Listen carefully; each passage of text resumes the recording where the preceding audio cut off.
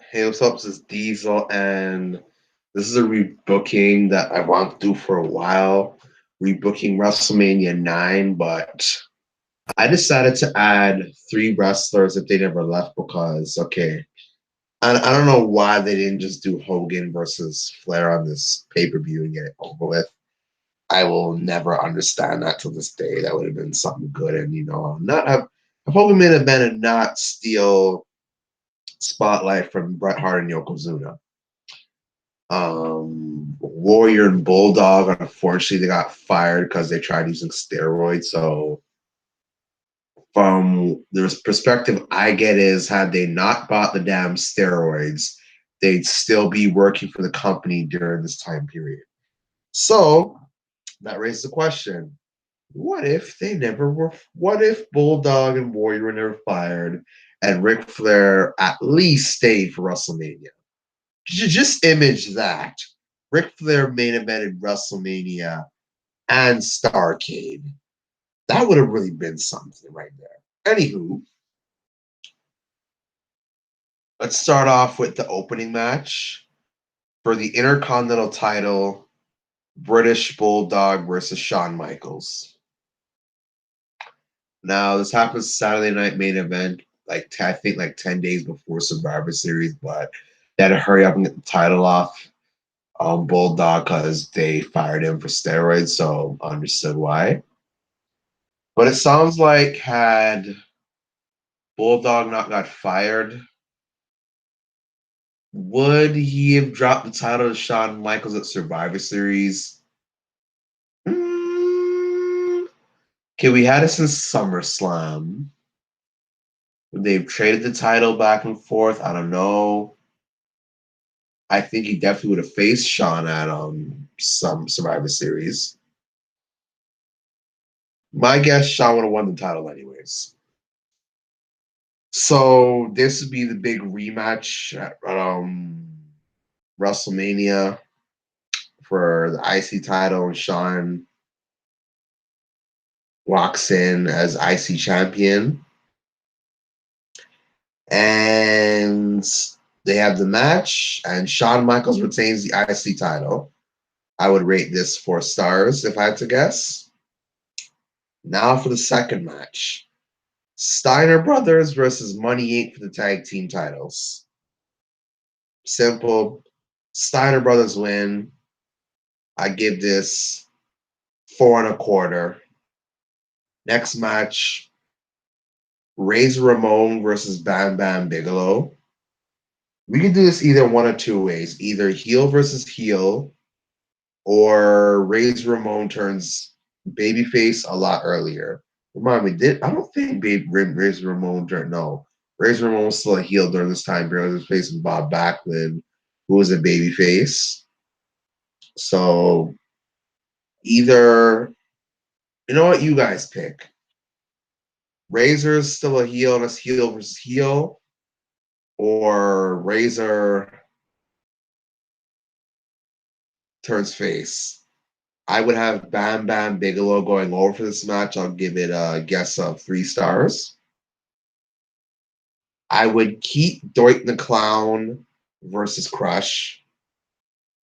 And with all these big names back, I sat down wondering what would I do with Yokozuna? And I'm like, hey, simple. Have him versus Bob Backlund. Give him a squash match. Give him some credibility, squashing this big time legend in 3 minutes. 2.5 stars. Next up, keep Lex Luger versus Mr. Perfect. But Mr. Perfect actually doesn't get drunk the night before and remembers the damn match. Boy, it was just so sad that Perfect got drunk the night before and really forgot the whole match in his head. Like, bruh, it's friggin' WrestleMania. What if that was the WWE title you're wrestling for? Sure, that sure proved they couldn't trust your ass. But yeah, had Perfect actually remembered the match right here, and I think this would have been a very good match. See, to me, Lex Luger's that guy. He has to be in there with the right opponents.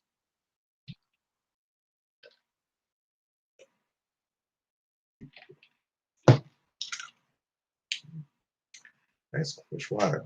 But yeah, he has to be in there with the right guy. And I honestly feel Mr. Perfect with his head on straight would have been the perfect guy for him to have a good match with.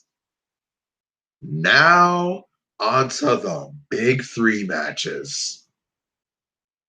Let me tell you right now, rebooking this, no Giant Gonzalez match whatsoever. God, that shouldn't have happened in general. Giant Gonzalez, RIP, but the guy sucked.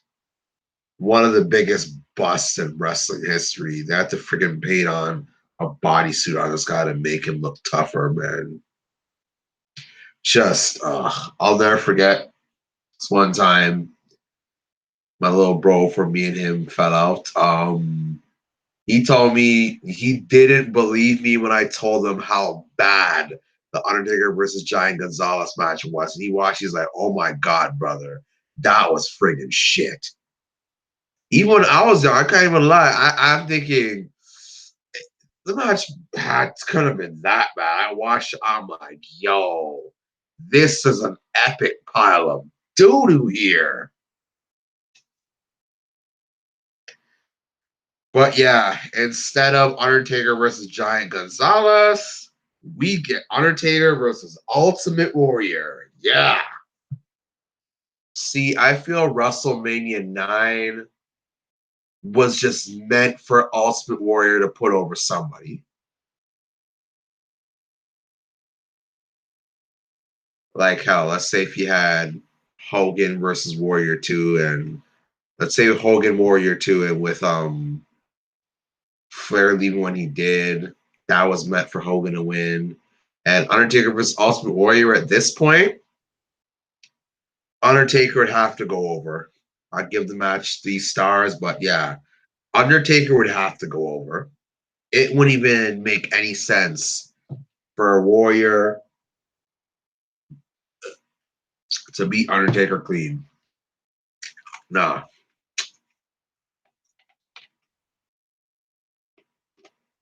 And for the second big match of the night, Bret Hart versus Randy Savage for the WWF title. Randy Savage puts over Bret Hart clean, makes him look good as a motherfucker here, have an awesome match. It was so sad that they didn't even want Randy Savage to wrestle, period, for this pay-per-view. Savage versus Bret, that would have been a fucking hell of a match. And Savage puts over Bret Hart clean, taps out to Bret. I would give it a 4.5-star match. And now for the main events. What should have main event in WrestleMania 8? I don't get why they didn't even consider it for WrestleMania 9. Hulk Hogan versus Ric Flair. The two biggest and best stars of the 80s. Mr. WWF versus Mr. WCW/NWA Ric Flair. What's it called? At that point, when it comes to the top 3 greatest wrestlers of all time, I'd say for 1993, the top 3 greatest of all time for that period, I mean like all time at that point, would be Lou Thesz, Hogan, and Flair. So this match would be big. I think with this match and book how this pay-per-view is booked, this would have drew some more money.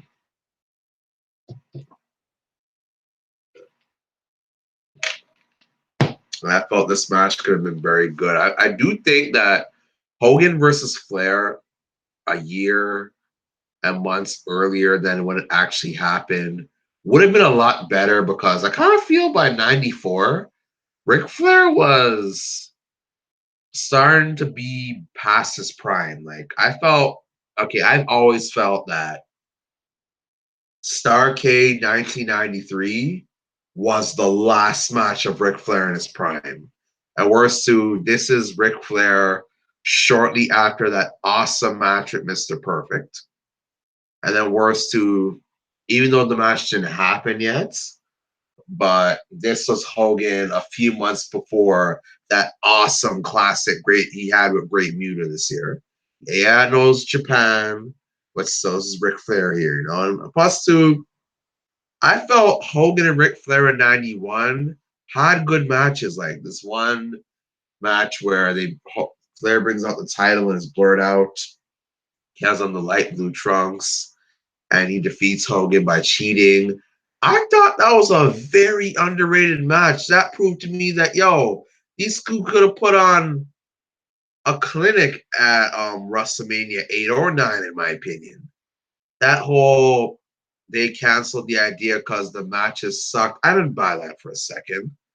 One of the biggest lies ever, even on the unreleased matches where Hogan versus Flair, the champion versus champion match.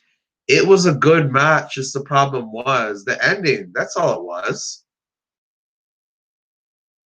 But yeah, Hulk Hogan obviously goes over. If you think Vince would even want to consider Flair going over Hulk Hogan, you're smoking crack. You really are. Ain't no way in hell Vince, of all people, would okay Flair to go over Hogan clean. That just was not happening. No way, no how. But yeah, Hogan wins. And I think with a card like this, a lot of great matches. And I don't know, to be honest with you, I don't remember watching Doink the Clown versus Crush. Guys, let me know. Was it a good match or no? I don't know. Let me know. But as far as I'm concerned, this whole pay-per-view, how I made it, not really a bad match in sight. I don't know if, again, I don't know if Doink versus Crush is a good match or not. But like I said, I just keep it the way it was. But that would definitely probably be the weakest match on the card if I'm right, if memory serves me correct. But yeah, this would have been a way better WrestleMania than what we got. It's really sad that losing three names like that, Flair, Bulldog, and Warrior, really hurt this card. It really did.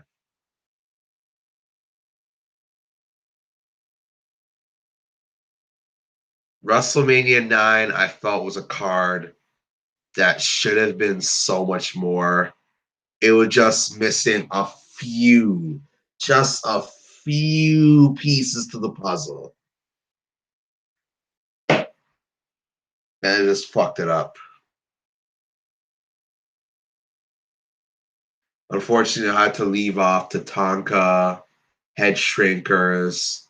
Well, this one's not. This is not unfortunately. This is a good thing at the moment, but Giant Gonzalez. But yeah, this pay per view. What could have been at an all time? I'll definitely say this card right here. I feel had a potential to be top 5 to 10 greatest WrestleManias ever. And it's so sad we didn't get this because I could see Vince McMahon doing a card like this. Hogan versus Flair and Hogan goes over. Bret versus Savage, Bret goes over. Taker versus Warrior, Taker goes over. Steiner's having their match with Money Inc. a lot earlier, winning the tag team titles. That would have really been something. Bret versus no, sorry, Bulldog versus Michaels. That would have been perfect WrestleMania. This would have been the perfect card, and it never happened. But yeah, guys, that's my rebooking for WrestleMania 9.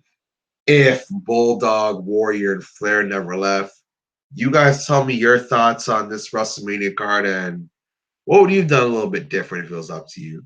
Give me your feedback, like, subscribe, and give me your feedback.